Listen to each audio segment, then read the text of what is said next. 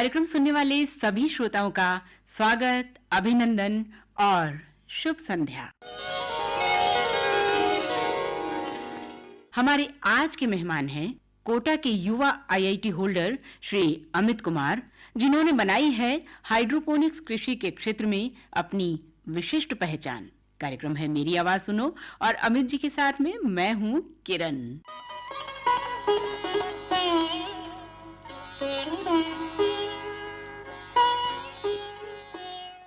मानव शिकारी था, पशुपालक हुआ, भटकता रहा, पर जब उसने कृषि का आविष्कार किया, ठहर गया, बसने लगा, सभ्यता का विकास हुआ। अग्नि के उपयोग के साथ-साथ पहिए और भाषा के आविष्कार जितना ही महत्वपूर्ण आविष्कार कृषि भी है। कृषि ने मनुष्य को भोजन दिया, पोषण दिया, सभ्यता और संस्कृति को गति दी। भारतीय सभ्यता संस्कृति तो मूलतः ग्राम और कृषि की सभ्यता और संस्कृति है, लेकिन अब गांव, भूमि और हल बैल छोड़कर कृषि शहर में आ पहुंची है। कृषि का नवाचार, हाइड्रोपोनिक्स कृषि का विस्तार, तकनीक का पाकर सहकार कृषि क्षेत्र में कर रहा है क्रांति का प्रचार। तो आइए आज के कार्यक्रम में सुनते हैं बातों और गीतों के साथ अमित जी से उनके विचार।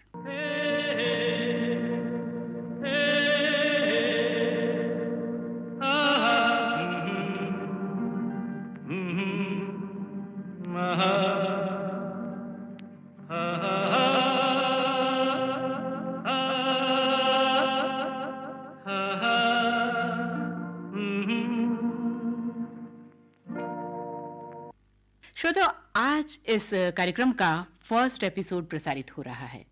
बहुत ही हर्ष का विषय है अमित जी कि आज इस कार्यक्रम के आप हमारे पहले मेहमान हैं। तो बहुत बहुत स्वागत है आपका। नमस्कार। धन्यवाद मैम। और ये काफ़ी सम्मान की बात है मेरे लिए भी कि एक नई चीज़ चालू कर रहे हैं आकाशवाणी, और उसमें मैं कुछ योगदान दे पाऊँगा। तो सबसे पहले तो अमित जी, हम हाइड्रोपोनिक्स खेती के बारे में ही जानना चाहेंगे, क्योंकि खेती की दिशा में नवाचार हो रहे हैं और नवाचार हर क्षेत्र में हो रहे हैं। ये नाम कुछ नया सा है, तो किस तरह से आप अपने सुनने वालों को समझाएंगे कि वो उन्हें अपना सा लगने लगे? तो मैम, हाइड्रोपोनिक्स इज सिंपली कि आप पानी में उगा रहे हैं सब्जियाँ, मिट्टी की ज़रूरत नहीं है। हाइड्रोपोनिक्स कोई नई टेक्निक नहीं है ये। बहुत सालों से, मतलब बेबीलोन के टाइम पे या हजारों सालों पहले लोग जो समुद्र के किनारे या नदियों के किनारे लोग रहते थे, वो पानी में चावल उगाते थे। तो ये वही टेक्निक है। बस अभी जो इंडस्ट्री रेवोल्यूशन आया है, तो उस टाइम पे प्लास्टिक इंडस्ट्री ने काफ़ी ग्रोथ की है। उसके बाद से उसका एप्लीकेशन जब एग्रीकल्चर में आया है, उसके बाद से ये हाइड्रोपोनिक्स का कंसेप्ट वापस से उभर के आया है और फिर उसको हम लोग कर रहे हैं। तो हाइड्रोपोनिक्स कि आप बस पानी के अंदर जड़े हैं और पानी के अंदर सब्जियां उगा रहे हैं, पानी के अंदर पौधे उगा रहे हैं, इसको पानी के साथ खेल रहे हैं, तो उस वही है हाइड्रोपोनिक्स, इसको सिंपल भाषा में बोले तो। अगर हम कृषि की बात करते हैं तो किसान भाई अगर हमारा कार्यक्रम सुन रहे होंगे तो वो और नज़दीक आ जाएंगे हमारे इस कार्यक्रम के, और वो ये सोचेंगे कि सिर्फ और सिर्फ पानी में खेती, जबकि पानी तो एक घटक है, मिट्टी महत्वपूर्ण है। तो ये पानी और मिट्टी में से पानी में ही किस तरह से उगाई जाती है, थोड़ा सा इसे और एक्सप्लेन करिए। तो मैम, अगर अपन थोड़ा अच्छे से देखें कि मिट्टी से पौधे क्या क्या चीज़ें लेते हैं, अगर वही चीज़ें अपन कहीं भी उन पौधों को दे दें, कहीं भी, चाहे पानी में दें चाहे हवा में दें, तो पौधे उग जाएंगे जो भी उनको मिट्टी से ज़रूरत होती है। तो मिट्टी से जनरली पौधे जड़ें पानी सोखती हैं, पहला काम करती हैं। दूसरा, उनको जो भी लवण चाहिए होते हैं, उसके अलावा हवा लेती है, ऑक्सीजन, इनको भी ऑक्सीजन चाहिए होती है अपने जैसे, तो जड़ें ऑक्सीजन एब्जॉर्ब करती हैं। एंड चौथा है सपोर्ट स्ट्रक्चर, की आंधी वांधी आए तो पेड़ पौधे इधर गिरते नहीं है, तो वो सपोर्ट स्ट्रक्चर लेती हैं। अगर ये चार चीज़ें अपन इनको कहीं भी दे दें, चाहे पानी में, एयर में, या धरती पे, या फिर चांद पे, कहीं भी पौधे उग सकते हैं। और जो बात खेती के लिए ज़रूरी है वो खाद सबसे ज़्यादा ज़रूरी है, उर्वरक। तो ये उन्हें किस तरह से पानी में आप देंगे, या उसका रूप बदल जाता है उर्वरक देने का? तो पानी के अंदर मिक्स होती हैं ये खादें। जो अपन मिट्टी में खाद देते हैं वो खाद यहाँ पे नहीं चलती है, इनके लिए अलग खाद आती है। बेसिकली हम मिट्टी में डालते हैं यूरिया, एग्जाम्पल के लिए मैं ले रहा हूँ कि जैसे यूरिया डालते हैं, तो यूरिया पानी के साथ मिक्स होके अमोनियम बनाती है। फिर उसके अंदर, मिट्टी के अंदर जो जीवाणु पाए जाते हैं, वो जीवाणु उस पर काम करते हैं और फिर उसको एक ऐसी रूप में तैयार करते हैं जो पौधे के काम आती है। ये जब खेती कर रहे हैं तो उसके अंदर डायरेक्टली लास्ट वाली फॉर्म ही पानी के अंदर मिलाते हैं और पौधे को जो चाहिए वो चीज़ उसको वहाँ मिल जाती है। तो सिमिलरली ऐसे जो भी जितने भी तत्व चाहिए उन सब के वैसी एकदम लास्ट वाली फॉर्म पानी के अंदर मिलाई जाती है और पौधे की जड़ें वहाँ से लेती हैं। और जड़ों को इतना काम नहीं करना पड़ता वहाँ पे कि ढूंढना नहीं पड़ता है, इतनी एफर्ट्स नहीं डालने पड़ते, तो यहाँ पे ग्रोथ थोड़ी फास्टर भी होती है, जल्दी ग्रोथ होती है, जल्दी बड़े पौधे आते हैं। जी, तो हमारे श्रोता इस प्रोग्राम को सुन रहे हैं, वो सोच रहे होंगे कि आज हमारे इस कार्यक्रम के मेहमान हैं उन्नत कृषक या सफल कृषक। उन्हें हम बताना चाहेंगे कि Amit ji IIT pass out हैं। आईआईटी से टर्न लेकर के खेती की तरफ आना कौन सा टर्निंग पॉइंट था जब लगा करना कुछ और है? तो मैम मैंने बचपन से ये है कि जो चीज़ें मुझे अच्छी लगी हैं वो चीज़ें मैंने की हैं। तो ऐसे मैंने बहुत सारी चीज़ें की, जैसे आईआईटी में भी मेरी ब्रांच मटेरियल साइंस की थी, मेटलर्जी की थी कि धातु को कैसे एक्सट्रैक्शन करते हैं। और पर मेरा इंटरेस्ट मैकेनिकल इंजीनियरिंग में था, तो ये टूल्स बनाना, मशीन डिज़ाइन करता था मैं, मशीनें बनाता था, वो इंटरेस्ट था। फिर हम लोगों ने मतलब मैंने मेडिकल लाइन में काम किया है। तो मेडिकल लाइन में हमने जो शरीर के अंदर अब जैसे नाड़ियाँ ब्लॉक हो जाती हैं तो डॉक्टर स्टेंट डालते हैं, तो वो एक स्टेंट का एनसीएल एम्स दिल्ली का प्रोजेक्ट था। अच्छा। तो उस पर मैंने स्टेंट में काम किया हुआ है। उसके अलावा फिर मैंने रिन्यूएबल एनर्जी पे काम किया हुआ है। तो बेसिकली आजकल जो फॉसिल फ्यूल्स ख़त्म हो रहे हैं तो लोग रिन्यूएबल एनर्जी पे फोकस कर रहे हैं, तो सिमिलरली मैंने एक रिन्यूएबल एनर्जी पे काम किया हुआ है। ये सब करते करते चीज़ों में इंटरेस्ट आया है, तो फिर हमारी एक जो उत्सुकता होती है कि कुछ एक बहुत बड़ा करना है, कि सबको फ़ायदा हो सके, ऐसी चीज़ पे काम करना है। और मेडिकल लाइन में काम करते हुए हमको ये समझ आया था कि मॉडर्न मेडिसिन जो एकदम जड़ है, जड़ पे काम नहीं करती है, वो सिर्फ ऊपर ऊपर पे काम करती है, कि सिम्टम पे काम करती है, कि अगर बुखार हो गया बुखार की गोली दे दी, बुखार क्यों हुआ इस चीज़ पे मॉडर्न मेडिसिन काम नहीं करती है। तो उसका सब चीज़ों का जड़ है कि हमारा खाना पीना सही हो, हमारा स्वास्थ्य अच्छा हो, तो हमको बीमारियां नहीं आएंगी। तो वहाँ से इन सब चीज़ों को मिलाते हुए, हमारा टेक्निकल बैकग्राउंड भी था, इन सब चीज़ों को मिलाते हुए हम एग्रीकल्चर में पहुँचे। और वहाँ पे आते हुए और फिर हमको एग्रीकल्चर में जब हम आए कि हम एग्रीकल्चर में क्या करना चाह रहे हैं, तो वहाँ आए तो हमने प्रॉब्लम्स फेस की, कि मतलब देखी पढ़ी, क्लाइमेट चेंज हो रहा है, जो आजकल किसानों को क्या प्रॉब्लम्स आ रही हैं। बहुत सारे कभी भी बारिश ना होने वाले टाइम पे बारिश होती है, बारिश होने वाले टाइम पे नहीं होती है, गर्मी बहुत ज़्यादा है, ठंड बहुत ज़्यादा है। और मिट्टी हमने ग्रीन रेवोल्यूशन के चक्कर में जैसा पंजाब में आप देख सकते हैं कि बहुत सारी एक्स्ट्रा खाद उर्वरक डाल के हमने मिट्टी ख़राब कर ली है। अभी ऑर्गेनिक कंटेंट अपना जो सॉइल का है इट शुड बी मतलब जितना ज़्यादा उतना अच्छा है। अफ्रीका में शायद ये 10% के आसपास नंबर पाया जाता है, इंडिया में ये 0.1% के आसपास है ऑर्गेनिक कंटेंट। तो ये चीज़ें हमने सॉइल मिट्टी ख़राब कर ली है, फिर हम शहर बढ़ाते जा रहे हैं, तो हम खेती लायक ज़मीन है उसको ख़त्म करते जा रहे हैं। तो ये सब चीज़ें हमने जब पढ़ी इनके बारे में तो फ्यूचर बहुत ही ब्लीक लगा कि हम पॉपुलेशन तो बढ़ती जा रही है, हम क्या करेंगे, मल्टीप्लाई तो हम लोग करते जा रहे हैं और उगाने की जगह कम छोड़ी है और जो छोड़ी है उसमें भी ढंग से नहीं छोड़ी है, तो करेंगे क्या हम लोग। तो फिर ऐसा ढूंढते ढूंढते हमको ऐसा समझ आया कि हाइड्रोपोनिक्स कोई चीज़ होती है। फिर हम इसमें काम करना चालू किए कि ये फ्यूचर है, तो फ्यूचर यही है, हम लोगों को ये लगता है, तो इसी पे काम कर रहे हैं। बहुत खूब। तो सुनने वाले समझ गए होंगे कि हमारे अमित जी बहुत ही सॉफ्ट स्पोकन तो है ही, और शायद इसलिए भी हैं कि जब वो अपने एनवायरनमेंट के बारे में इतना अच्छा सोच पाते हैं, वो हमारे स्वभाव में शामिल हो जाता है। हम कैसा सोचते हैं हमारी आवाज़ से भी परिलक्षित होता है। बहुत कम उम्र में ही आपने इस दिशा में सोचना शुरू किया है, ये बहुत अच्छी बात है। वरना हम सिर्फ आईआईटी करने के बाद में सोचते हैं कि बस अब हमें अच्छा सा पैकेज मिल जाए, हम कहीं बाहर चले जाएं और फिर लौट कर ना आए, वहीं बस जाएं। लेकिन ये बहुत अच्छा है कि न सिर्फ आप देश में रहे बल्कि आपने देश की जो जड़ है मिट्टी, उसके बारे में सोचा, खेती के बारे में सोचा, कृषि के बारे में सोचा, और आज इस मुकाम पर हैं आप। हम का जिक्र कर रहे हैं आप बार बार, तो हम में आप अकेले तो नहीं हैं। तो ये जो काम किया है या फिर उससे पहले अकेले का है भी नहीं है, अकेले मतलब अकेले से तो होने वाली चीज दुनिया में कोई भी चीज़ एक आदमी से के बस की बात नहीं है, हमेशा आपको टीम चाहिए होती है। तो मेरा एक और पार्टनर है अभय सिंह, हम दोनों दोस्त हैं। बिल्कुल। तो जो भी काम किए हैं मैंने, कि मैंने जो मेडिकल का बताया है या फिर मैंने मटेरियल का बताया, जो भी काम किए हैं सब काम हमने ऑलमोस्ट साथ में किए हैं, हर एक चीज़ साथ में की है। हम दोनों को शौक मतलब थोड़ी चीज़ें भी शौक भी एक जैसे से हैं, सोच भी एक जैसी सी हैं।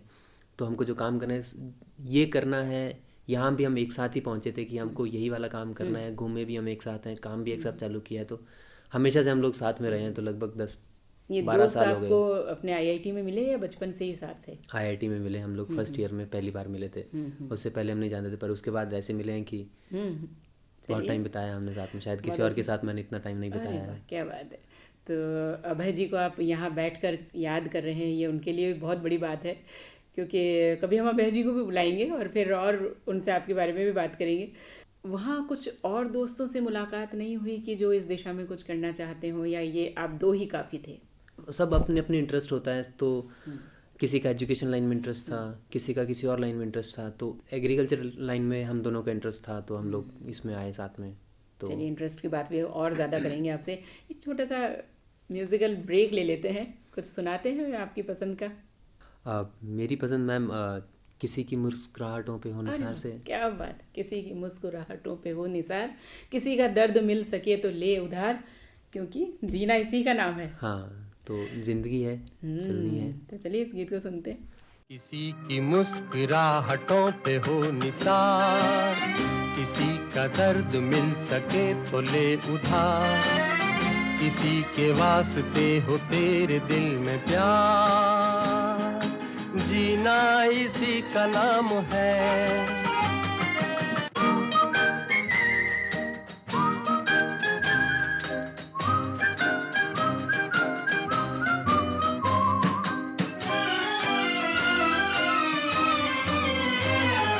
रिश्ता दिल से दिल के एतबार का, जिंदा है हम ही से नाम प्यार का। रिश्ता दिल से दिल के एतबार का, जिंदा है हम ही से नाम प्यार का।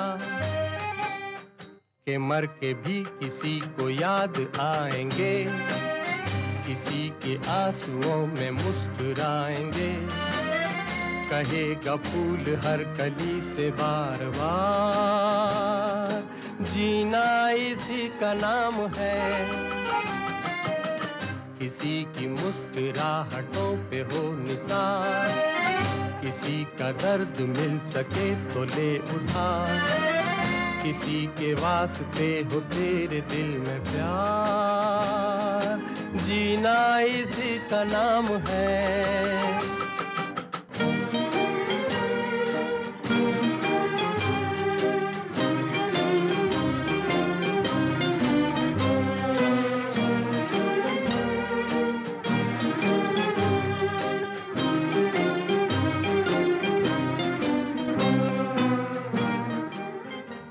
और श्रोता, एक बार फिर आप सभी का स्वागत है इस प्रोग्राम में। नाम है इसका मेरी आवाज़ सुनो, और आज इसकी पहली कड़ी है। और हमारे आज के पहले मेहमान हैं अमित कुमार जी, जो कि आईआईटी पास आउट हैं, हाइड्रोपोनिक्स खेती पर काम कर रहे हैं, बहुत कुछ नाम कर चुके हैं। हमारे भीतर क्या चल रहा होता है उसकी खबर हमें तो होती है, परिवार वालों को नहीं होती है। तो कैसा सपोर्ट रहा, उन्होंने क्या समझाया, या उन्होंने सीधे सीधे आपको कहा कि जो तुम उचित समझो करो? तो फैमिली का सपोर्ट हमको रहा है। तो मैम डायरेक्शन चेंज की पहले बात करते हैं कि मैंने जो किया है उसके बाद, तो आईआईटी हमको इंजीनियरिंग सिखाती है, बिल्कुल सिखाती है, पर सबसे ज़्यादा इम्पॉर्टेंट हमको वो चीज़ ये सिखाती है कि प्रॉब्लम कैसे सॉल्व की जाए, चाहे वो प्रॉब्लम किसी भी दिशा की हो, किसी भी फील्ड क्षेत्र की हो। तो बस हमने सबसे इम्पॉर्टेंट चीज़ हमको वही है, वो सीखी है हम लोगों ने।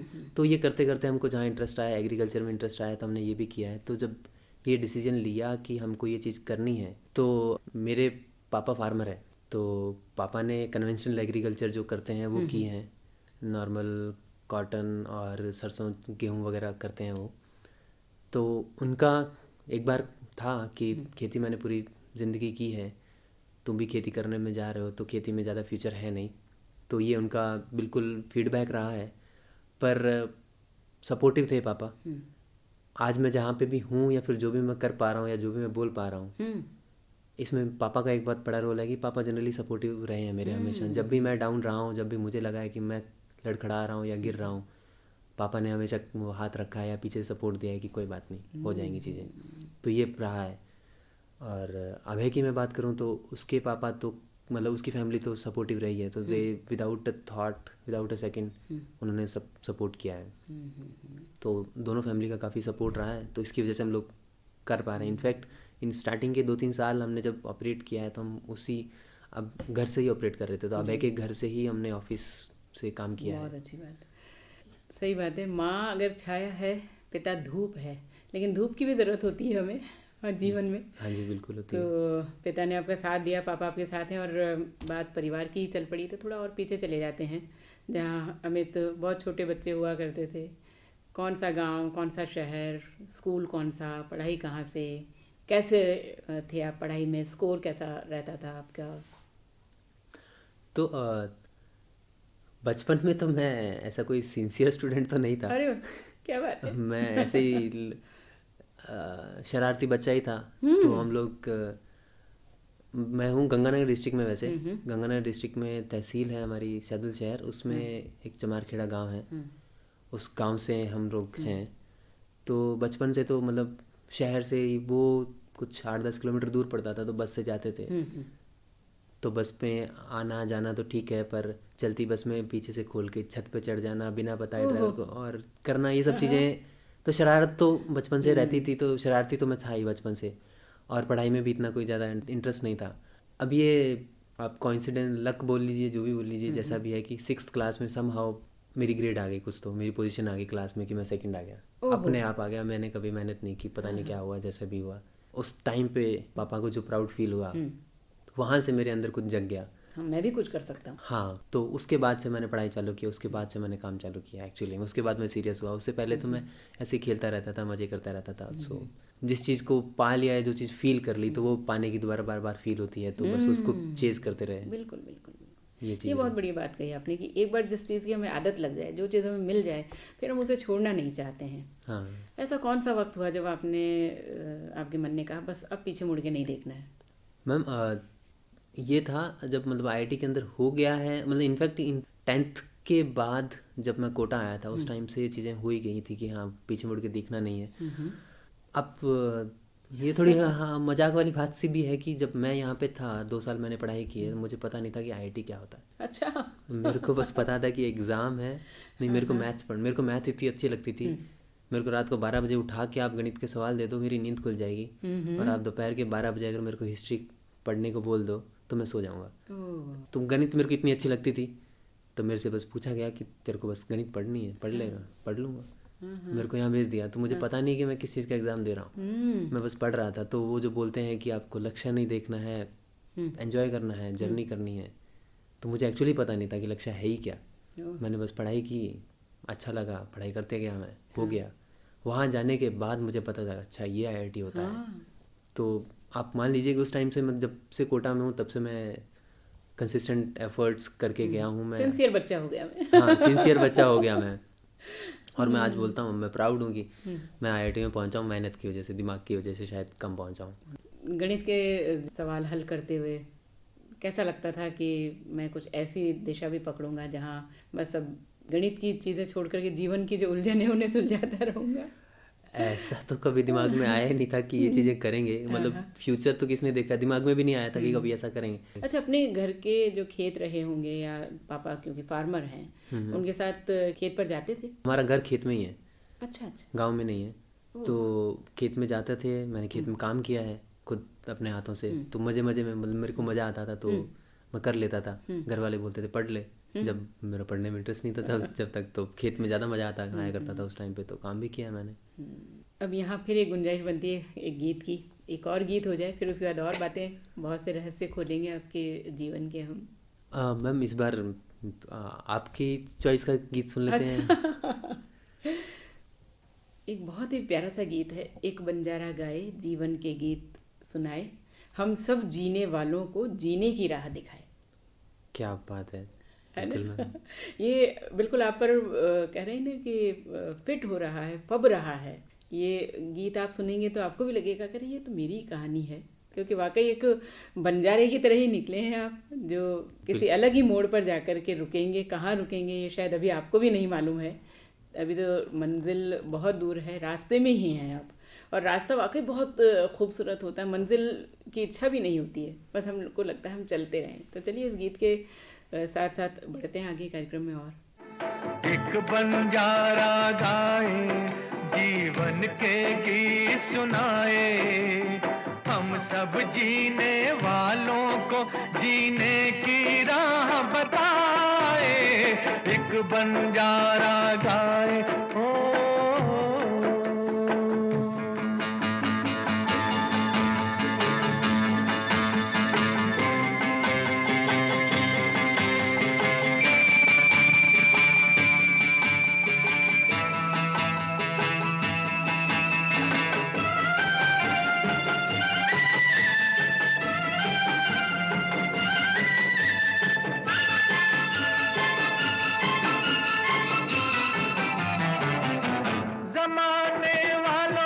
किताबे गम में खुशी का कोई फसाना ढूंढो।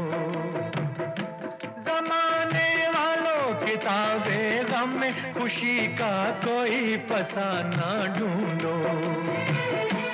अगर जीना है जमाने में तो हंसी का कोई बहाना ढूंढो। आंखों में आंसू भी आए तो आकर मुस्काए, एक बंजारा गाए जीवन के गीत सुनाए। हम सब जीने वालों को जीने की राह बताए, एक बंजारा गाए हो।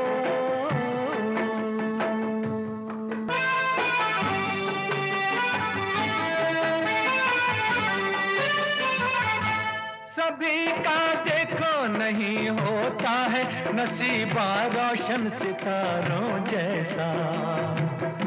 सभी का देखो नहीं होता है नसीबा रोशन सितारों जैसा।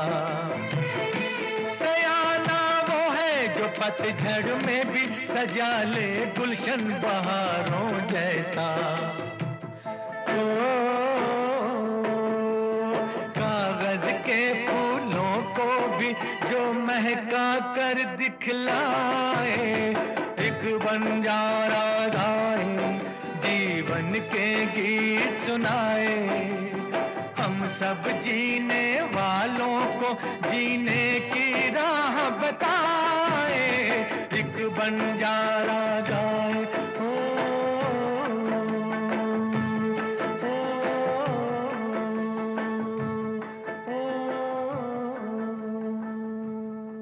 तो श्रोताओ, सुन रहे हैं आप कार्यक्रम मेरी आवाज़ सुनो। इस समय अपनी आवाज़ जो सुना रहे हैं वो हैं आईआईटी पास आउट हमारे बहुत ही एनर्जेटिक युवा अमित कुमार जी। इस समय आप काम कर रहे हैं हाइड्रोपोनिक्स कृषि पर। तो फिर से स्वागत है आपका बहुत बहुत अमित जी। धन्यवाद मैम। हाँ जी। और थोड़ी सी बात हम और करते हैं, क्योंकि जब हमने फिर से हाइड्रोपोनिक्स का नाम ले लिया है तो आपने क्या क्या उगाया है, कितना उगाया है, किससे शुरुआत की है और क्या क्या उगाया जा सकता है? तो मैम मैं चालू करता हूँ कि हमने क्या क्या उगाया है। हाइड्रोपोनिक्स है, जैसे मैंने आपको बोला कि आप जो मिट्टी से लेती हैं, पौधे को जो भी चीज़ें चाहिए होती है आप जहाँ भी देंगे पौधा वहाँ पे ही उग जाएगा। तो पौधे को कमरे के अंदर भी उगाया जा सकता है आर्टिफिशियल, ये ट्यूबलाइट और बल्ब जला के। इस बात को अगर समझे तो जैसे मनी प्लांट है वो पानी की बोतल में उग जाता है। हाँ जी मैम, मनी प्लांट है, सिंघाड़ा है, कमल है, तो ये पानी के अंदर ही उगते हैं। तो ये हाइड्रोपोनिक्स के ट्रेडिशनल एग्जांपल हैं जो नेचुरली अपने आप हाइड्रोपोनिक्स होती हैं। बस हम लोगों ने उस चीज़ को कॉपी करके बाकी फसलों के साथ किया है, यही चीज़ हुई है। तो इसमें हमने कोशिश की है कि हमने कि देसी सब्जियां हैं, देसी सब्जियां हम लोग उगाते हैं इसमें। तो हमने इसमें देसी खीरा उगाया है, देसी टमाटर उगाया है हमने इसमें। लौकी, करेला, बैंगन, हरी मिर्च, तुरई, खरबूजा, तरबूज और ककड़ी आती है जो पतली सी, वो भी उगाए, तरककड़ी वो भी उगाया। तो इतनी आइटम्स हमने उगाई हैं इस पे। और बाकी जो पालक है, मेथी है, धनिया, ये जो पत्तेदार सब्जियां हैं ये भी हमने उगाई हैं इसमें। और अभी हम लोग कमर्शियली मतलब बहुत जगह काम किया है, भीलवाड़ा में किया है, हरियाणा में पानीपत में कर रहे हैं, कोटा में किया हुआ है। तो यहाँ पे हम लोग अभी कमर्शियल स्केल पे टमाटो की बहुत सारी वैरायटी हैं, तो टमाटर पे हम लोग काम कर रहे हैं कमर्शियली पे, और बाकी चीज़ों पे हम और काम कर रहे हैं इसको और बड़ा करने के लिए। अच्छा, ब्रांचेस तो आपकी और ज़्यादा आगे आगे फैलती जाएंगी, लेकिन आपने कोटा क्यों चुना? कुछ ज़्यादा लगाव गंगानगर क्यों नहीं रहे? मैम बहुत सारे रीज़न थे। तो इस टाइप की खेती जब आप करते हैं तो इसमें मार्केट सबसे बड़ा इम्पॉर्टेंट होता है कि तो डिमांड होनी चाहिए, मार्केट होनी चाहिए। तो मार्केट के पास आना, तो कोटा में अच्छे एजुकेटेड लोग हैं जो चीज़ें ऑर्गेनिक सब्जियों को समझते हैं, इनके प्राइस को समझते हैं, डिमांड है इन चीज़ों की, इसकी वजह से हम आए कोटा। और दूसरा कोटा में ये था कि अभय का घर है यहाँ पे उसका, तो हमको स्टार्टिंग में तो हमको रिसर्च करना था। हमको स्टार्टिंग में ये पता भी नहीं था कि हम जो ये करना चालू किए हैं उसमें हम सक्सेसफुल होंगे या नहीं, होगा नहीं होगा, कैसा होगा, लोग पसंद करेंगे नहीं करेंगे, बहुत सारे क्वेश्चन थे। तो हमको ये सब ट्रायल करने थे। ट्रायल करने के लिए हम घर पे जितना घर पे कम खर्चे में कर सकें तो उतना लंबे टाइम तक हम एक्सपेरिमेंट कर सकते हैं, जो भी हमारी पुरानी सेविंग थी उससे।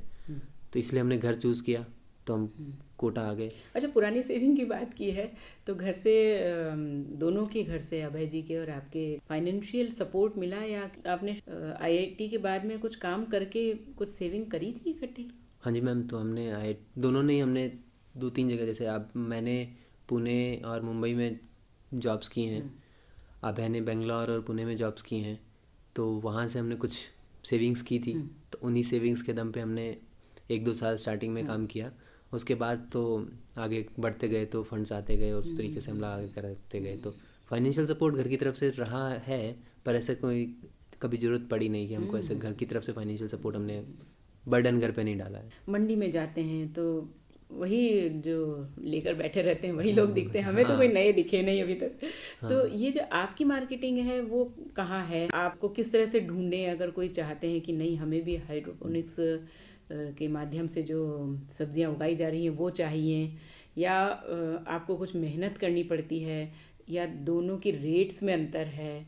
क्योंकि हमें तो वही के वही ठेले वाले हैं, वही मंडी में लोग बैठे हुए हैं, कहाँ अंतर आया है? तो मैम इसमें मंडी के साथ प्रॉब्लम ये है कि ये सब्जी उगा के अगर आप मंडी में जाए, मंडी ऑर्गेनिक और बिना ऑर्गेनिक वाली सब्जियों में डिफरेंशिएशन या फ़र्क नहीं रखती नहीं है, कर पाते। सेम रेट से तोलती है सब चीज़ों को, तो वहाँ पे जाके कोई इतना ज़्यादा फ़ायदा होता नहीं है। तो हम लोग डायरेक्टली कस्टमर के साथ पास जाते हैं, या फिर जो एकदम एंड सोसाइटीज़ के अंदर जो शॉप्स होती हैं, वेजिटेबल शॉप्स, तो डायरेक्टली शॉप्स के पास जाते हैं, उनसे इंटरेक्शन होता है हमारा, तो उनके साथ टाइप रहता है, वहाँ पे हम सप्लाई करते हैं। और ये सब्जियाँ पैकेज आती हैं, तो हमारा नाम, ब्रांड नेम रहता है उसके ऊपर। और यस, थोड़ा 10-20% मार्केट से महंगी भी रहती हैं, पर आप कलर देखेंगे, आपको सब्जी का देख के डिफरेंस पता लगता है कि कहते हैं ना चेहरे पर ग्लो होता है, तो सब्जी में भी एक, हाँ, तो सब्जी में आपको कलर दिखेगा, शेप दिखेगा, स्मेल आएगी। मुझे ये पता है कि मतलब हमारे टमाटर इससे हैं कि 4 फीट दूर रखे हुए टमाटर की स्मेल आ जाती है मुझे। तो हमको जो नाक दी है भगवान ने, सूंघने के लिए दी है, उससे हमको भूख लगती है सबसे पहले। तो अगर आपको स्मेल आ रही है तो आपको भूख लगेगी, तो वो अच्छी चीज़ है। वो चीज़ों से आपको सब्जियों में डिफरेंस फील होगा। आप तक पहुंचना बहुत मुश्किल हो रहा था हमें, बड़ी देर बाद आप पकड़ में आए हैं। तो ये जो कारण है वो निश्चित रूप से काम का ही दबाव होगा। कितने घंटे काम करते हैं आप, और क्या शेड्यूल क्या रहता है आपके पूरे दिन भर का? मैम, जब हम ये चीज़ कर रहे हैं और खुद से चालू की है, तो ये एक तरीके से है कि हमारे लिए ये हमारा, आप कह सकते हैं कि मतलब बच्चे पालने टाइप चीज़ हो गई है। तो ऐसा कोई शेड्यूल नहीं है हमारा। जब भी हमको कुछ करना होता है, या जब भी टाइम रहता है, या जैसा भी, या कोई मीटिंग्स होती है या कुछ काम रहते हैं, फुल टाइम जॉब है ये। अच्छा, तो पूरा टाइम हम यही करते हैं, सुबह से लेकर शाम तक। फिर भी एक होता है कि हाँ अब तो आराम का समय है, अब सो जाएं, अब सुबह फिर से उठेंगे, तो वो सोने का और जागने का ये क्या टाइम है? तो इसमें तो ऐसा कुछ नहीं है, मतलब जो आप लोग सोते हैं बस उतना हम लोग 8-10 घंटे सोते हैं। हाँ, मतलब ऑफिस में रहते हैं, फील्ड पे जाना होता है तो फील्ड पे रहते हैं, लोगों से मिलते रहते हैं, तो टीम है साथ में, तो अच्छे से हो जाती है चीज़ें। कितने लोग हैं अभी आपके पास? अभी हम लगभग 100 लोगों से ऊपर हो चुकी है टीम ओहो, हमारी। तो यहाँ आकर के आपने ये जाल किस तरह फैलाया आपने? अभय जी के कारण? हाँ, मतलब नहीं, अब है तो है ही, जैसे जैसे काम बढ़ता गया, रिक्वायरमेंट्स दिखती रही कि हमको ऐसे, हमको इस चीज़ में हेल्प की ज़रूरत है, इस चीज़ों में हेल्प की ज़रूरत है, तो उस हिसाब से हम लोग आते गए, तो जुड़ते गए। तो आप लकी बोल लीजिए कि टीम काफ़ी अच्छी टीम है, और काफ़ी ऑनेस्ट, मतलब हम सबसे जैसे इमोशनली जुड़े हुए हैं टीम में, और अच्छा काम चल रहा है हमारा। यहाँ पे नहीं, हम ट्रैवलिंग में भी रहते हैं, तब भी टीम रहती है पीछे, अपने आप देख लेती है, संभाल लेती है चीज़ें। मैं अकेला ही चला था जाने में मंजिल, मगर लोग आते गए और कारवां बनता गया।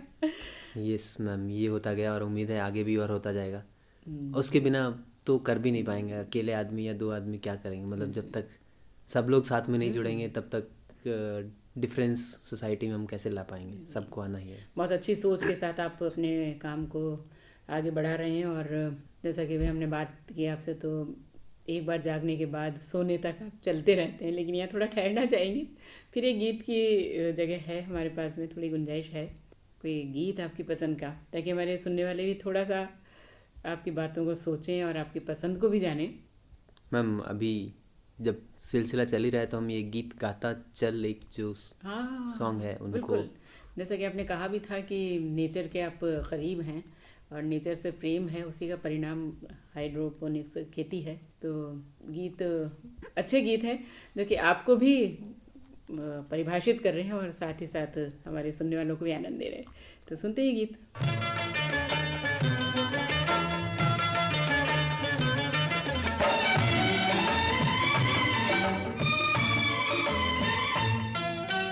गीत गाता चल ओ साथी गुनगुनाता चल, गीत गाता चल ओ साथी गुनगुनाता चल, ओ बंधु रे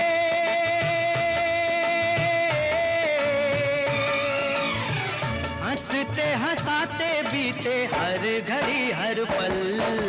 गीत गाता चल ओ साथी गुनगुनाता चल, ओ साथी गीत गाता चल ओ साथी गुनगुनाता चल।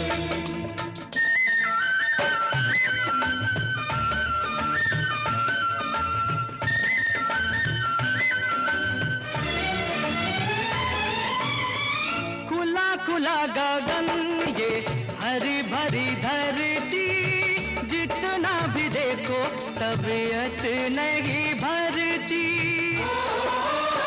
ओ सुंदर से सुंदर हर एक रचना, फूल कहे कांटों में किसी को हंसना, किसी को हंसना।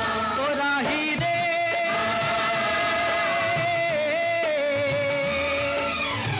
कुम्हला न जाए कहीं मन तेरा कोमल। गीत गाता चल ओ साथी गुनगुनाता चल, ओ साथी गीत गाता चल ओ साथी गुनगुनाता चल। हई हो हैया हो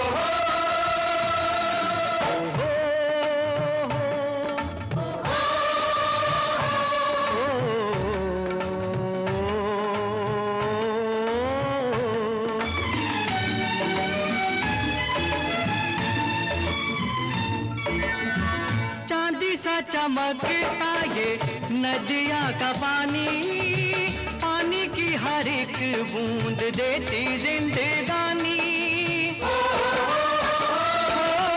अंबर से बरसे जमीन से मिले, नीर के बिना तो भैया काम ना चले, ओ भैया काम ना चले। ओ मेघा रे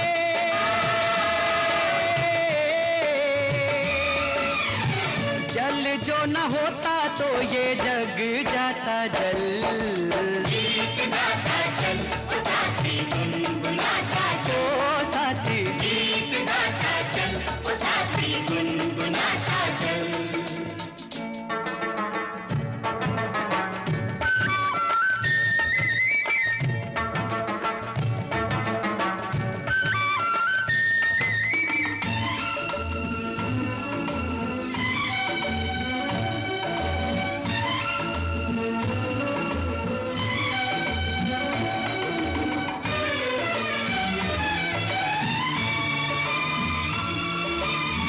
कहाँ से तू आया और कहाँ तुझे जाना है, खुश है वही जो इस बात से बेगाना है।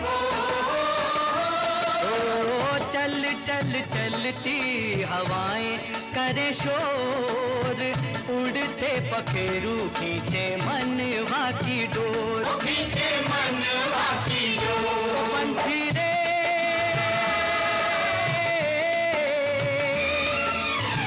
पंछियों के पंख लेके हो जा तू ओझल।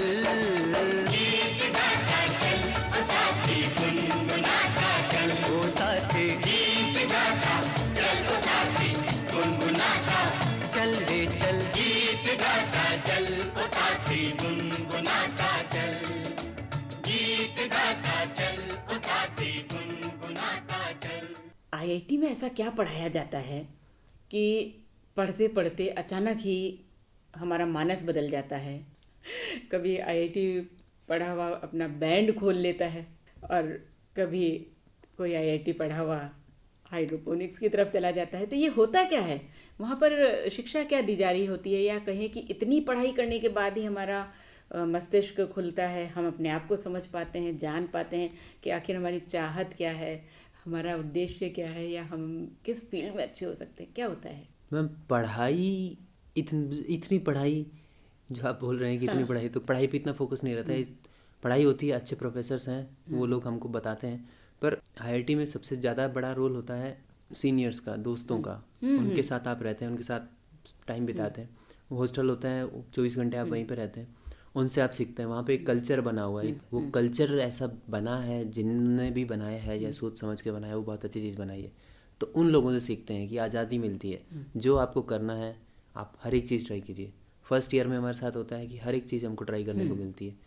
आप अपना पहचानिए कि हमको क्या करना है, क्या चीज़ अच्छी लग रही है। आप जब तक 10 चीज़ें करेंगे नहीं, आपको पता नहीं लगेगा कि आपको क्या अच्छा लगता है, क्या नहीं लगता है, या फिर क्या ये नहीं करना, आपको रिजेक्ट नहीं कर पाओगे आप। तो ऐसे आपको एक्सप्लोर करना चाहिए, तो वो एक्सप्लोर करने का टाइम मिलता है। दोस्त रहते हैं, जो डिस्कशंस होते हैं, आप बातें करते हैं, कुछ चीज़ों के ऊपर विचार करते हैं, तो आपको सोच बदलती है, सोच बनती है। काम करते हैं तो आपको पता लगता है। तो ये कल्चर और ये कॉन्फिडेंस जो है, ये वो कल्चर की वजह से कॉन्फिडेंस है कि हम कर लेंगे चीज़ें, पसंद आई तो, और करने का साहस देती है। ये पूरी की पूरी कल्चर की इनबिल्ट हैं, जो हमारी जो वैल्यूज़ जो बोलते हैं कि फैमिली वैल्यूज़ होती हैं, सिमिलरली ये हमारे कॉलेज की वैल्यूज़ हैं, जिसने हमको ऐसा बनाया है। तो उसका बड़ा रोल रहता है इस चीज़ों में। अच्छा, दोस्त कितने अहम होते हैं हमारे जीवन में? सबसे ज़्यादा इंपॉर्टेंट चीज़ ही दोस्त हैं। अरे वाह। तो दोस्ती के बिना तो हम कुछ कर ही नहीं पाएंगे। दोस्त हमेशा ही साथ, अच्छे वक्त में, बुरे वक्त में, कैसे भी वक्त में दोस्त साथ में रहते हैं। मज़े, उन ज़िंदगी है, मज़े करेंगे, जिएंगे, किसके साथ करेंगे? दोस्तों के साथ ही करेंगे, ह्यूमंस के साथ ही करेंगे। तो दोस्त बहुत ज़रूरी है। सिखाने के लिए दोस्त हैं। जितनी चीज़ें मैंने अपने माँ बाप से सीखी हैं या 12th तक सीखी हैं, उतनी चीज़ें मैंने कॉलेज में 4 या 5 साल में सीखी हैं, और वो वहीं पे दोस्तों के साथ, सीनियर्स के साथ रह के इन लोगों से सीखी हैं। हालांकि आजकल रैगिंग का नाम नहीं लेना चाहिए लेकिन कभी ऐसा वास्ता पड़ा? नहीं, रैगिंग वाला ऐसा कोई सीन नहीं हुआ। एक्चुअली सीनियर्स काफ़ी अच्छे थे, मतलब नॉर्मल इंट्रो वगैरह जो भी होते हैं, इंट्रोडक्शन होते थे, और उससे सीनियर्स के साथ हमारा मिलना जुलना हो गया, तो अप्रोच बढ़ गया। अदरवाइज़ अगर वो चीज़ें नहीं होती तो ऐसा होता कि हम अलग रहते, सीनियर अलग रहते, इंटरेक्शन नहीं होता, तो उन्होंने क्या, उनका एक्सपीरियंस या उनसे हमको सीखने को नहीं मिलता। तो हमने उनके साथ काम किए हैं, तो उससे हमको बहुत सीखने को मिला है। तो एक सीनियर हैं जो, उनको एक तरीके से मैं काइंड ऑफ मैं गुरु मानता हूँ अपना। नाम लेना चाहेंगे? अभिषेक पारिजा हैं। अरे वाह। तो अभी वो यूएस में है, इंटेल में काम कर रहे हैं। तो उनसे मैंने काफ़ी सीखा। मैं काइंड ऑफ अपना गुरु मानता हूँ, बहुत रिस्पेक्ट करता हूँ उनको, कि उनसे बहुत ज़्यादा सीखा है मैंने। अपने दोस्तों के संपर्क में है अभी आप? हाँ बिल्कुल, एक दोस्त के साथ हम ये कर ही रहे हैं, और बाकी दोस्त हैं उनके साथ बताते भी। हैं आप अपना काम उनको? हाँ, उन सब पता है। अच्छा। A to Z चीज़ें पता होती हैं उनको, कि हम क्या कर रहे हैं, क्या चल रहा है, क्या नहीं चल रहा है। उनका कभी ये मैसेज आता है कि हम भी आते हैं तुम्हारे साथ?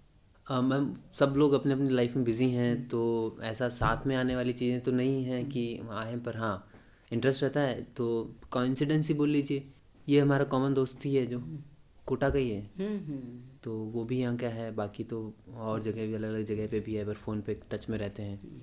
तो अब तो दोस्त हर जगह काम कर रहे हैं, सिंगापुर में, यूएस में, बहुत जगह बैठे हैं। पर हाँ, सपोर्ट रहता है, इंटरेस्ट रहता है, बातें हो जाती हैं। अच्छा, मुझे हर व्यक्ति सोचता है मैं अपने काम को दूसरों को सिखाऊं, अपना शिष्य तैयार करूं।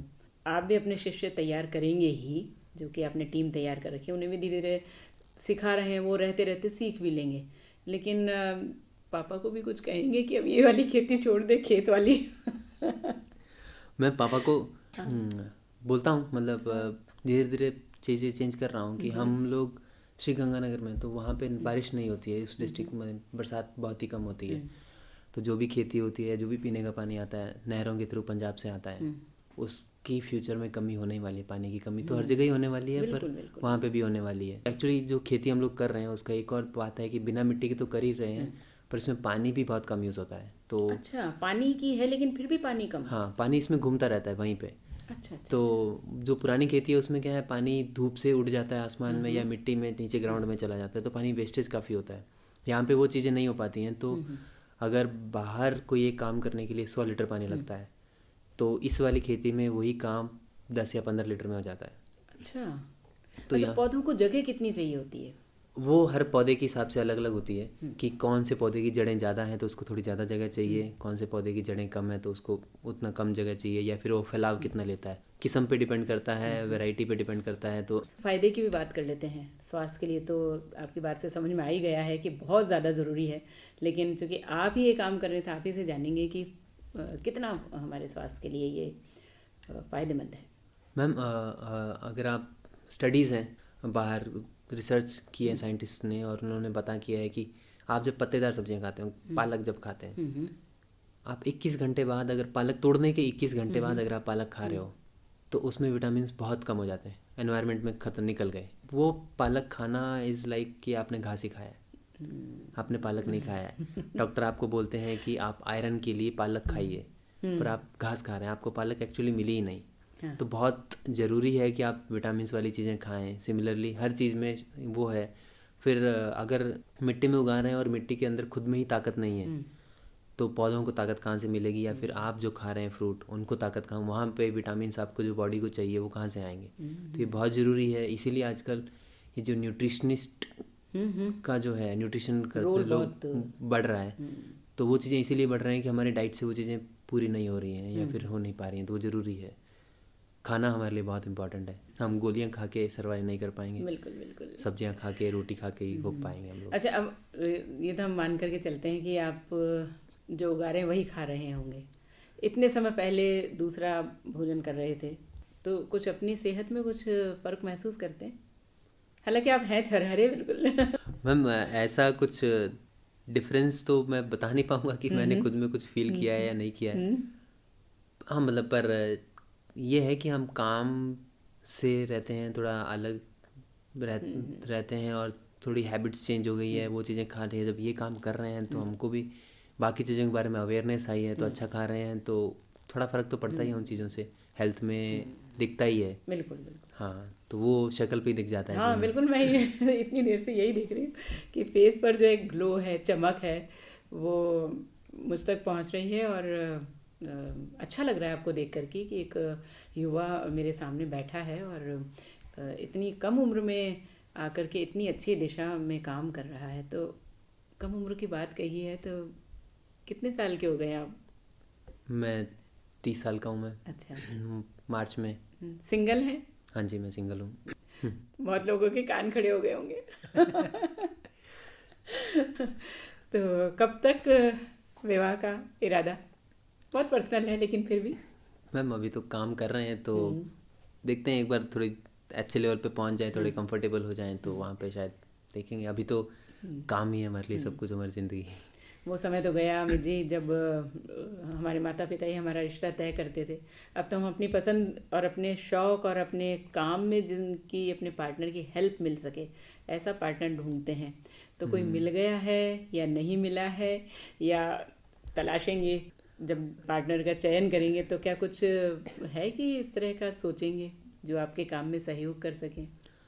बिल्कुल मैम, हर कोई चाहेगा कि हेल्प मिले, और जितना टाइम जितना ज़्यादा स्पेंड करेंगे, जितनी आपकी बॉन्डिंग अच्छी होगी या ट्यूनिंग अच्छी बैठेगी, तो उन चीज़ों से अच्छी होती है। तो सोच विचार मिलने चाहिए, तो वो इम्पोर्टेंट तो है ही चीज़ें।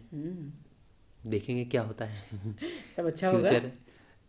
आप इतने अच्छे उद्देश्य के साथ चल रहे हैं, तो हम आपके पार्टनर के लिए आपको अभी से शुभकामनाएं देते हैं। और जब 1 से 2 होंगे तो फिर हम आपको एक बार बुलाएंगे और पूछेंगे अब आपके क्या अनुभव है। क्योंकि जब हमारा काम हमारा पैशन बन जाता है और फिर हमें अपने पार्टनर का सपोर्ट मिलता है, तो फिर उसका आनंद ही अलग होता है, रिजल्ट ही अलग आता है। हाँ, फिर वो 1 और 1 11 हो जाता है, वाला सीन वैसा वाला सीन हो जाता है। अच्छा, हॉबीज़ क्या रही आपकी पहले स्कूल में, और अब कुछ चेंज हुई हो, या अब हॉबीज़ को पूरा करने का या उसकी तरफ देखने का समय नहीं मिलता? तो बचपन में मैं क्रिकेट खेला करता था, क्रिकेट अच्छा लगता था, देखा करता था, खेला करता था। और पापा के साथ, जैसे पापा फार्मर हैं, तो जो भी ट्रैक्टर या हल वगैरह हैं तो उसके साथ खोलना, मतलब पापा जो भी रिपेयर मेंटेनेंस करते थे उसमें मेरे को साथ में लगा लेते थे, तो उन चीज़ों में मुझे बहुत मज़ा आता था। तो जो मेरे को एक्चुअली इंटरेस्ट आया कि मैकेनिकल में मैं काम करता था, वो इंटरेस्ट उस टाइम पे डेवलप हुआ है कहीं ना कहीं। पापा ने मेरे को साथ में लगाया, तो वहाँ पे मैं साथ में लगा रहता था, तो मेरे को इंटरेस्ट आया है। तो वो इंटरेस्ट थे गाने सुनने का इंटरेस्ट है, चीज़ें चलती रहती हैं। पर अभी तो इस टाइम पे तो कॉलेज में इतने सारे काम किए हैं मैंने, मतलब मैंने आपको जैसे कि पहले भी बताया कि 4-5 टाइप के मैंने काम कर लिए हैं। हर काम में इंटरेस्ट आया मुझे। अब तो इतना है कि हर एक चीज़ करनी है मेरे को, पर वही है कि समय नहीं है, तो लाइन वाइज कर रहे हैं, पहले ये फिर वो, तो इंटरेस्ट नहीं, हर अभी चीज़ उम्र ही क्या है, 30 साल में बहुत कुछ हासिल कर लिया अमित जी। बस एक छोटी सी कोशिश है मैम, आगे लंबा चलना है, बहुत लंबा जाना है, बस इसी में एंजॉय कर रहे हैं, बहुत सारी चीज़ें सीख रहे हैं। यही अपने आप में एक हॉबी बन चुकी है हमारे लिए तो अभी। अच्छा, गंगानगर जाते होंगे तो आपके उम्र के जो सहपाठी हैं या अपने गली मोहल्ले के जो आपके साथी हैं, वो कभी कहते हैं कि हम भी चलेंगे? बिल्कुल कि हमें भी देखना है क्या कर रहे हो, या फिर इनफैक्ट अब तो मेरे परिवार वाले भी जो लोग खेती कर रहे हैं तो वो भी बोल रहे हैं कि हमें भी देखने की, भी तू ऐसी मतलब अच्छा, ऐसे अभी क्या खेती पापा कर। मम्मी ने नहीं देखा है? पापा ने मम्मी दोनों ने देखा है, दोनों यहाँ कोटा आए हैं, तो अब तो उन्होंने भी देखा कितने है। साल हो गए आपको?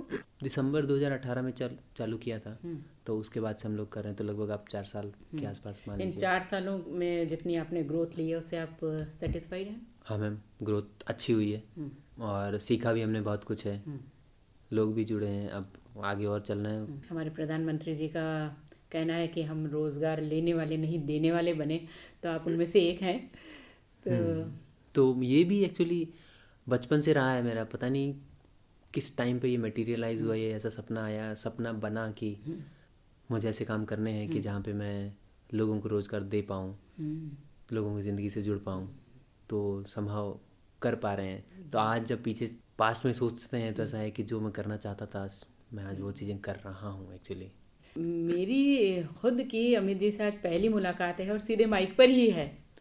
हाँ तो जी। अभी तक मैं सिर्फ आपके बारे में सुन रही थी और इस विषय पर भी हमारी बात नहीं हुई थी। जो बातचीत हुई है वो सब यहीं हुई है। अब मेरा खुद का इंटरेस्ट हो रहा है कि मैं आप के जो कार्यक्षेत्र है वहाँ तक आऊँ, देखूँ, वहाँ मिलूँ, कैसा काम चल रहा है।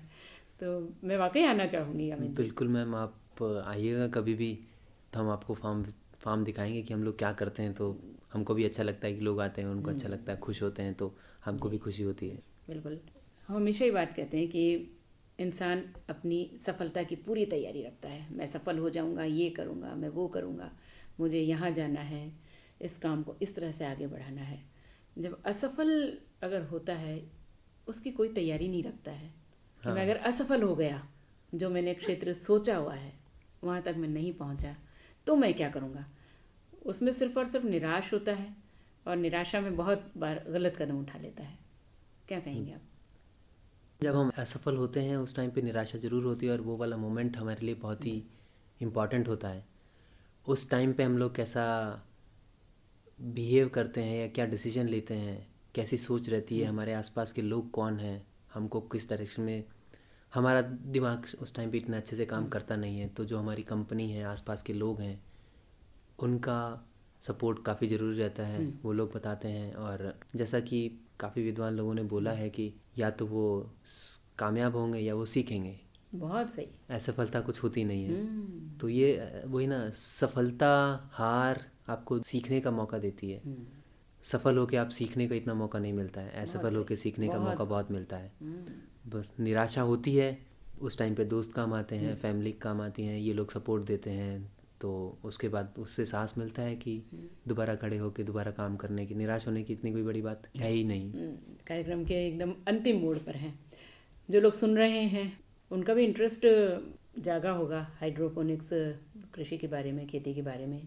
वो पढ़ ही लेंगे आजकल यूट्यूब पर, और सोशल मीडिया का हम सहारा लें तो सब कुछ देखने को पढ़ने को मिल जाता है। लेकिन हमारे जो युवा हैं, आप भी युवा हैं, वो अगर इस तरफ आना चाहें, जुड़ना चाहें और ये काम करना चाहें आपसे प्रेरणा लेकर के, तो आप उन्हें क्या कहेंगे? जो भी युवा इस चीज़ को करना चाहते हैं, मैं उनसे यही बोलूँगा कि मतलब नॉलेज तो हर जगह अवेलेबल है ही, जज्बा ज़्यादा ज़रूरी है, मेहनत ज़्यादा ज़रूरी है। वो लगातार करते रहेंगे, लगे रहेंगे तो हो जाती है। हमने भी सीखा ही है और किया है, पढ़ा है और किया है, करते करते सीखा है। बस यही जर्नी है, यही चीज़ आप फॉलो करती रहिए। प्रॉब्लम आती है तो बहुत सारे मेंटर्स भी अवेलेबल हैं, नॉलेज तो है ही। आप कहीं ना कहीं प्रोफेसर, गवर्नमेंट ने भी बहुत जगह सब सिखाने के लिए सेंटर्स बना रखे हैं, तो हर जगह चीज़ें अवेलेबल हैं। बस हाँ, निराश नहीं होना है और काम करते रहना है। काम ही सिखाएगा। बहुत किताबें से पढ़ के उनको अप्लाई जब करेंगे तो हमको एक्चुअल अंडरस्टैंडिंग आएगी, और वो जो सीखने में मज़ा है वो मज़ा शायद किसी और चीज़ में नहीं मिलता है, बहुत किसी भी चीज़ में नहीं मिलता है। हमें आपके साथ बात करके बहुत अच्छा लगा और बहुत सी बातें आपसे सीखने को मिली, जानने को मिली इस मोड़, उम्र के इस मोड़ पर आकर भी।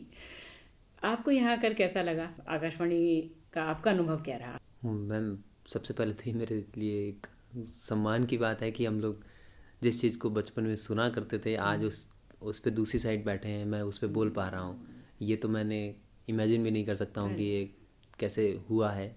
धन्यवाद आपको ये मुझे मौका देने के लिए, और यहाँ पे आके मुझे आपसे मिलने का मौका मिला और आपके बारे में मैं जानना चाहूँगा। और तो जो अपन अगर अपने पास समय है तो। मुझे 33 साल हो गए इस फील्ड में और मैं भी अपने शौक़ से ही यहाँ आई हूँ। करना कुछ और चाहती थी, लेकिन मैं लेक्चरशिप करना चाहती थी और वहाँ पहुँच भी गई थी। अच्छा। आरपीएससी के थ्रू मैंने म्यूज़िक से एमए किया है और नेट करके कोई ऐसा एक मोड़ आया जब मैंने वैसे ही आकाशवाणी देखा और तब मुझे लगा नहीं, मुझे बस यहीं आना है, और फिर तब से आज तक यहीं हूँ। बहुत आनंद आता है, अलग अलग लोगों से मिलते हैं हम, अलग अलग विषय पर हम पढ़ाई करते हैं, बातें करते हैं, उस फील्ड के नहीं होते हुए भी उस फील्ड में जानने की कोशिश करते हैं, जाने की कोशिश करते हैं। बहुत अच्छा लगता है। युवाओं के साथ युवा हो जाते हैं, बच्चों के साथ बच्चे हो जाते हैं। हाँ, ये आपने एक मतलब आपका काम है, आपको बहुत सारी चीज़ें जानने को मिलती हैं, और ये बहुत सही चीज़ बोली आप, बच्चों के साथ बच्चे, युवाओं के साथ युवा, जिस एज में है तो आपको बहुत सारी अलग टाइप के इमोशंस, बहुत सारी टाइप की ज़िंदगी जीने को मिलती है। बहुत अच्छा है। और आपने जैसे बताया कि आपने किया कुछ और फिर फाइनली आपने अपनी इच्छा से ये ज्वाइन किया है। बिल्कुल, हमारा अनुभव यही कहता है, और जितने भी सफल व्यक्ति हैं वो सभी यही कहते हैं कि जिस काम में हमारा मन लगे, जिस काम को करने के बाद ये लगे कि हाँ, तलाश तो यही थी मेरी, बाकी तो पीछे एक यात्रा ही थी। तो ये आपने बहुत शायराना आवाज़ में, शायराना शब्दों में ये चीज़ें बोली हैं आपने। ये बहुत ही सही चीज़ बोली है कि जब आप जो काम आपको अच्छा लगता है, जिस चीज़ में मज़ा आता है, वही चीज़ करेंगे तो कभी लगेगा नहीं कि आप काम कर रहे हैं। बिल्कुल बिल्कुल। शौक के लिए, पैशन के लिए समय अलग से नहीं निकालना पड़ेगा। हाँ, और कभी बोर नहीं होंगे या कभी टेंशन मतलब स्ट्रेस्ड आउट नहीं होते हैं, तो मज़ा आता रहता है, सीखने को मिलता रहता है।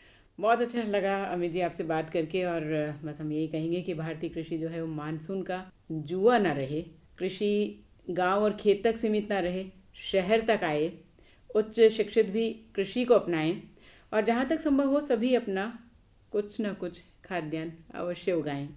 Kitchen garden, roof garden, hydroponics कृषि का विस्तार हो, कोई भूखा ना सोए, भूख से ना रोए, खाद्यान्न सस्ते और सुलभ हों, इसी मंगल कामना के साथ हम लोग भी एक्चुअली ये चाहते हैं। सपना हमारा यही है कि मार्केट से पेस्टिसाइड वाले सब्जियां ख़त्म हो जाएं। मैं खुश होऊंगा या फिर मेरा सपना पूरा उस दिन हो जाएगा, मैं मान लूँगा कि हाँ, सपना पूरा हुआ है कि जिस दिन पेस्टिसाइड मार्केट से बंद हो चुका है, उसके बिना उगा रहे हैं और उनके पास ऐसे तरीके हैं उगाने के, उगा रहे हैं और लोगों को वो अच्छी सब्जियां मिल रही हैं, एंड सब के सब लोगों को खाना मिल रहा है। वो एक बहुत बड़ा अचीवमेंट हो अपने एज ए भारत देश के लिए, हमारे लिए, कि आप आज की डेट में और दुनिया में भी बहुत सारे लोग भूखे सो रहे होंगे, या फिर जिनको खाना खा रहे हैं सिर्फ रोटी खा रहे हैं, सब्जियां नहीं खा पा रहे हैं। तो जब तक ये चीज़ें सबको नहीं मिलेंगी तब तक सबका विकास उस तरीके से नहीं होगा, विटामिन्स मिलेंगे नहीं, माल न्यूट्रिशन रह जाएंगे। तो वो चीज़ होना बहुत ज़रूरी है। वो चीज़ हो जाए तो बात ही अलग, उस दिन हमारे देश की या दुनिया की इमेज या अलग ही कंडीशन होगी।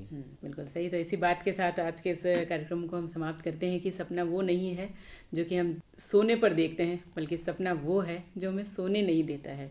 आपका सपना जो आपने देखा है वो पूरा हो, आप अपने क्षेत्र में बहुत कामयाब हों। अभी आपकी उम्र मात्र 30 साल है और अगले बहुत सालों तक आप इस काम को करें, अपने पीछे एक नई खेप तैयार करें और लोगों को रोज़गार दें। आपके उज्जवल भविष्य के लिए आकाशवाणी परिवार की ओर से बहुत बहुत शुभकामनाएं। धन्यवाद। और अब इस कार्यक्रम से मैं किरण अमित जी के साथ आप सभी श्रोताओं से अनुमति लेती हूँ। फिर मिलेंगे अगली कड़ी में, तब तक के लिए नमस्कार। धन्यवाद।